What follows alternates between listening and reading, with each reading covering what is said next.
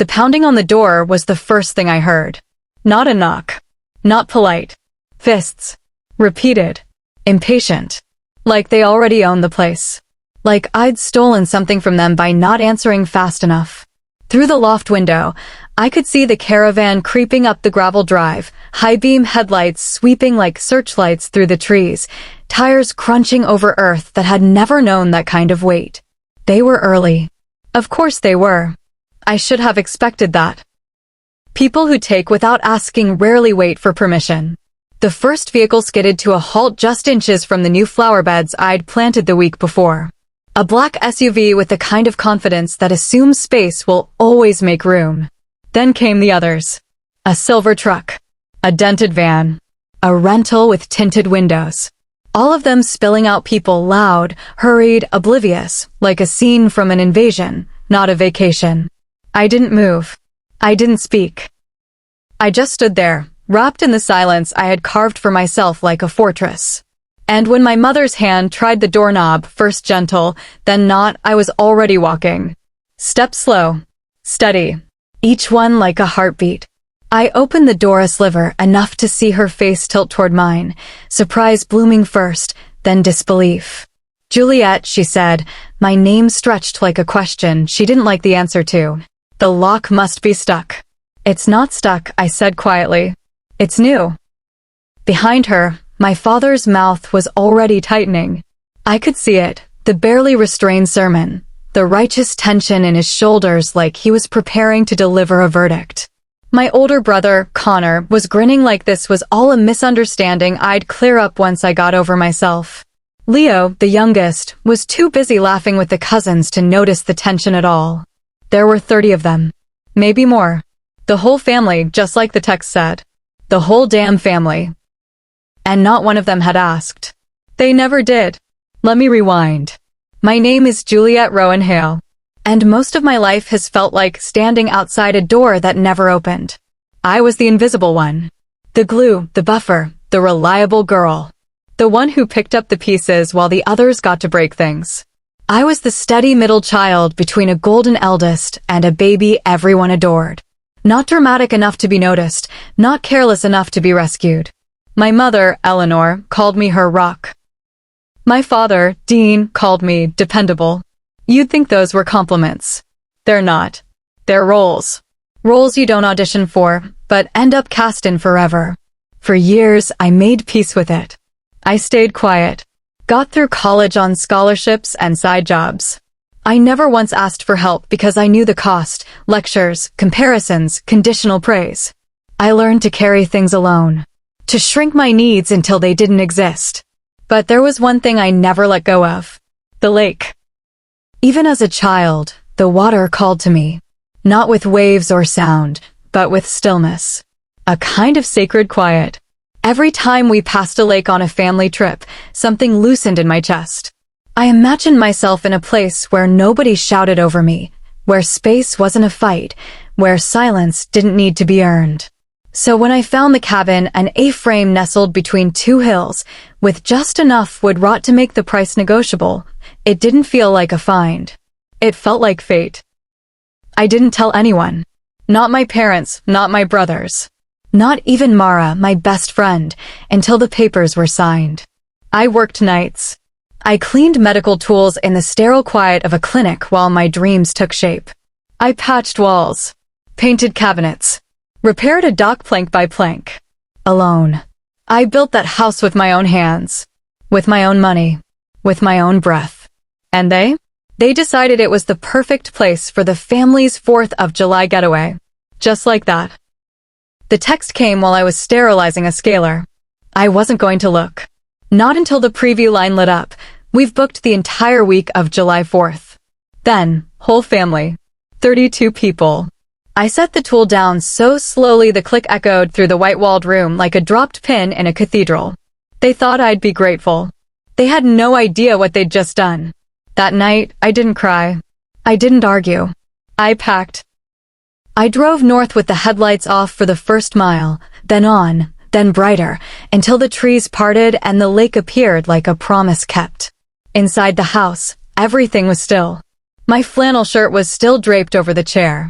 My coffee mug still beside the window seat. My dog, Griffin, still thumping his tail against the rug like we'd never left. I moved through each room. Doors. Windows. Latches. Locks. I touched everyone like a blessing. The next morning, I called a locksmith and replaced them all. No spares. No exceptions. Just 2 keys. One for me. One for no one. I told no one I was there.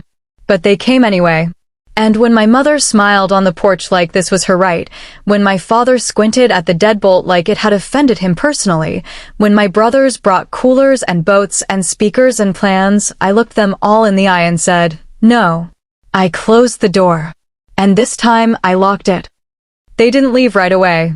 Of course they didn't. They stood on my porch like it belonged to them, 30 voices murmuring and rising, cousins dragging coolers, my brothers laughing like this was all some elaborate prank. No one moved with urgency. They didn't need to, they assumed I'd give in eventually. They weren't used to the word no from me. Certainly not when it was followed by the sound of a deadbolt sliding into place. I counted the minutes. 13. 13 minutes of jiggling the doorknob, of confused calls of my name, of the muffled sound of my mother trying to guilt-trip me through the door with that mix of sweetness and steel she'd mastered years ago. Then came the pounding. Not polite knocking. Not concern. Just insistence. They acted like this house had always been theirs. Like my hands hadn't sanded the floors. Like my savings hadn't bought the roof over their heads. As if I was the one being unreasonable, the one keeping them from something they deserved. Leo circled to the back door. I heard him rattle the handle, curse under his breath. I saw Connor from the loft window peering into the kitchen, hands cupped to the glass. For a second, I thought of the horror movies Mara and I used to watch in college, how we always joked that families were scarier than strangers. Now I wasn't so sure we were joking. Then came the sirens. A sheriff's cruiser pulled up at the edge of the gravel, lights flashing. Not fast. Not with urgency. Just presence.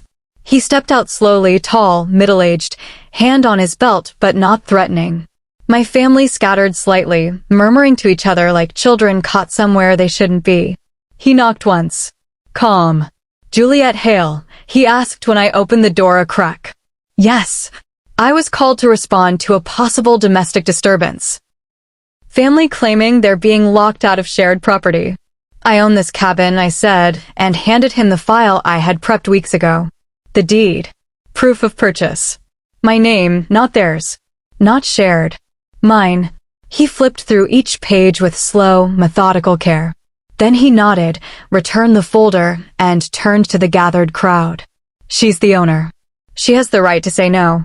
The silence that followed was everything. I didn't smile. I didn't smirk. I simply closed the door again, gently, and turned the lock. But they didn't go. Instead, they dragged camping chairs and tents down to the public access nearby. They set up their invasion one lawn game and cooler at a time, convinced they could outlast me. That eventually I'd get tired. That I'd open the door and fold. The way I always had. They underestimated how long I'd waited for peace. That night, I sat on the dock with Griffin curled beside me, the moon casting light across the lake like a path only I could walk. I could hear their music from the woods, offbeat karaoke, the crash of plastic plates. I didn't feel rage. I didn't feel sadness. I felt distance. And that, finally, felt like freedom. The next morning, it rained. Not a drizzle. Not gentle. A deluge. Heavy sheets of water pounded the roof, ran down the windows in racing streams, soaked their tents until nylon sagged like defeat. I made coffee, lit the fireplace, watched through the haze. Connor tried to start a generator. It sputtered, choked, died. Leo was arguing with someone over whose fault it was they didn't bring tarps. My father stood under the hatchback of their SUV, arms crossed, eyes fixed on the house like he could bore through it with his stare. I didn't look away. Around mid-afternoon, there was a splash. Not from rain. Someone had fallen into the lake. From the upper window, I saw Nathan, my cousin, soaked and coughing, clawing his way back onto the rocky edge, having apparently tried to use the old canoe I'd locked up behind the shed.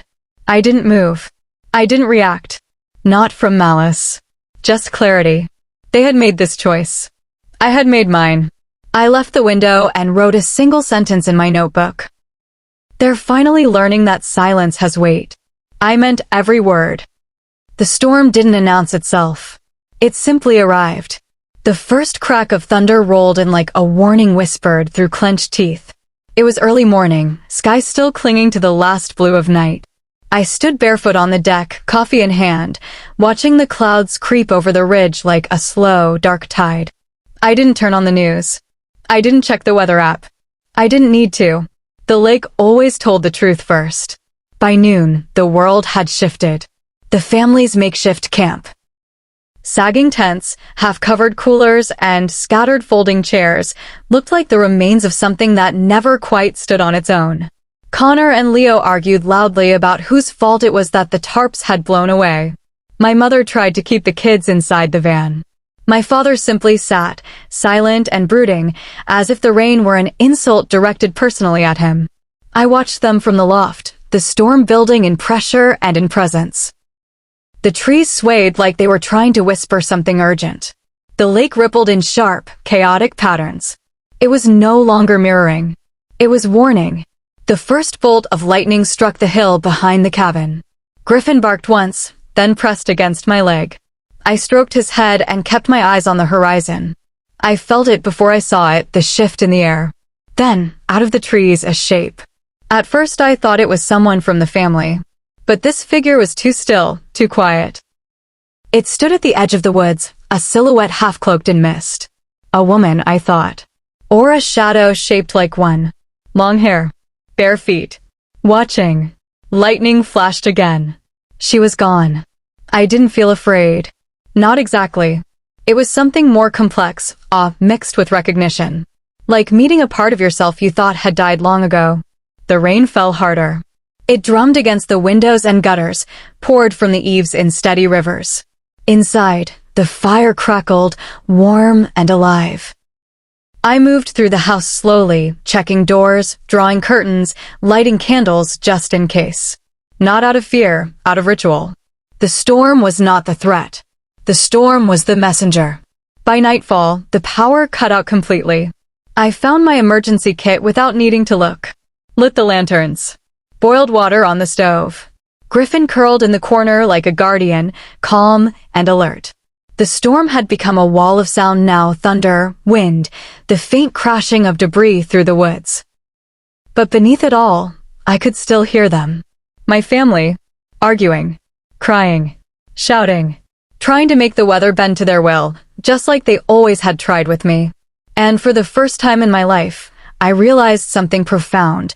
The weather doesn't care what you expect. It only reflects what you've ignored too long. At dawn, the storm began to move on. The clouds peeled away slowly, revealing a sky scrubbed clean by fury.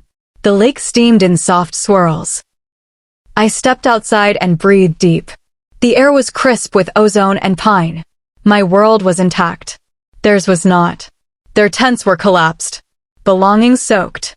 The fire pit washed out and useless. The same van that brought them here now seemed like the only shelter they trusted. They looked smaller now. Less certain. And I stood taller. I walked the perimeter of the property like I had 100 times before, but this time it felt like ceremony. Each step claimed what was mine. Each breath, a hymn to solitude. Then I returned to the dock. And there she was again. The woman. Closer this time. Standing at the shoreline, just beyond the cove. Her gaze met mine without blinking. She didn't move. She didn't need to. Her presence was enough. She wasn't there to scare me. She was there to remind me, you are not the first. You are not alone. Then the mist lifted. And she vanished. When the rain finally stopped, everything changed. It wasn't just the storm that had broken, it was something older, something embedded. In the earth. In me. The silence left behind was dense and alive, like it had a shape I hadn't seen until now. I woke to a world that felt scrubbed clean. Dew clung to the grass in trembling pearls, the air smelled like pine and static, and the lake was still. So still it looked like glass. But not fragile. Strong like obsidian. like it could reflect anything back to you if you were ready to look. I took the trail east, deeper into the woods, where the trees stood tall and silent. I hadn't gone this far before. Something about the air that day told me it was time. Time to move beyond the boundaries I'd built, even here. That's when I found it. Half buried in moss and root, there was a stone outline of foundation, the kind left behind when a house is forgotten by everyone but the land. There was no roof, no doors. Just fragments of a life reclaimed by time. And beside it, a wooden bench, gray with age but sturdy. I sat. Not out of exhaustion. Out of reverence. The bench faced the lake, but it also faced the past. I could feel it. Something had happened here. And I wasn't the first woman to walk into these woods carrying silence like armor. I whispered the name that had stayed with me since the dream. Mira. A soft breeze lifted my hair. Nothing more. Nothing less. But in that moment, I felt accompanied. Later, I returned home and opened my notebook. I drew the bench. The ruins. The view. Then I turned to the back pages, the ones I never used. I wrote, "She came first. She stayed. And now I know why." Curiosity took hold after that. I visited the town library, a small brick building tucked between a diner and a post office that looked like it hadn't changed in 50 years. The librarian, Jeanette, helped me dig. The records were sparse, brittle with age. But I found her. Mira Denholm. 1952, purchased 60 acres of land by the lake in her name alone. Unmarried. No children. Court documents suggested a bitter dispute with her siblings. A local newspaper clipped the story into one column with the headline, "Spinster purchases lakeside property in family land deal fallout." I stared at the photo. She looked like me. Not a doppelganger. But close enough to unnerve me. Or maybe awaken something. She was strange, Jeanette said softly, leaning over the counter. They say she never let her family step foot on that land again. Died alone. Left no will. But the property stayed untouched for decades. No one dared claim it. But I had, without knowing. Or maybe, because I knew deep down. That night, I returned to the ruins. I brought a lantern. A small offering, a single notebook and pen in a weatherproof box. I placed it on the bench. "If you need to say it, this place will listen," I wrote on the first page. The lake remained still. But it heard me. I felt it in my marrow. When I turned to leave, I saw her again. The girl. The woman. The shadow. She stood near the trees, not close, not far. Her hands were at her sides. Her face unreadable. But her eyes were wide open. I nodded. Just once. The week ended with a whisper. Not a bang. Not another argument. Just the soft sound of gravel under slow tires, and then a knock. Gentle. Singular. A sound so unlike the pounding from before that I almost didn't recognize it for what it was, someone asking permission. I opened the door to find my mother. No entourage. No bags. No expectations in her hands. Just her, wearing a rain jacket too thin for the cold, and a silence even heavier than mine. She didn't ask to come in. She looked at the porch, the painted trim, the small welcome mat that I hadn't placed for guests, but for myself, a reminder that I belonged. Her eyes were red but dry. "I didn't understand," she said. "I do now. Not all of it, but enough." I didn't speak. She held out an envelope. Plain. Thin.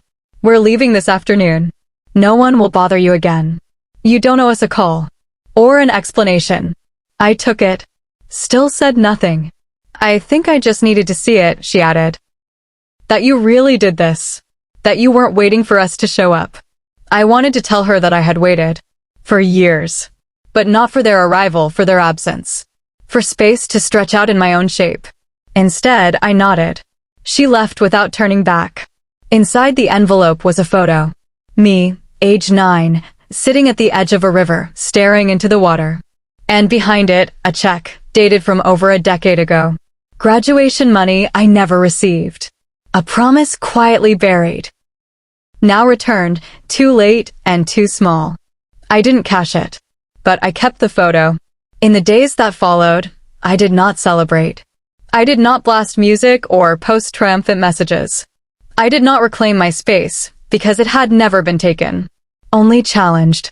Instead, I lit candles, cleaned the floors, rearranged the bookshelf until the spines all faced one direction, like soldiers finally allowed to rest. I walked to the ruins daily, sat on the bench, read entries left in the notebook. Most anonymous. All honest. Women writing truths they hadn't spoken aloud before. One page simply said, "I didn't know silence could feel like power." Neither had I. Mara came one weekend. She stood beside me at the dock and watched the fog roll across the lake. "You don't seem angry anymore," she said. "I'm not," I answered. "I'm something else now." The second chair stayed on the dock. Sometimes empty, sometimes not. One night, I saw her again. The girl. The woman. The watcher. She stood at the edge of the cove, where the moonlight touched the water. She wasn't a ghost. She wasn't a warning. She was a mirror. I raised my hand. She mirrored it. Then she was gone. But her presence lingered. Not as a haunting, but a promise. You're seen. You're enough. You're the first and the last word.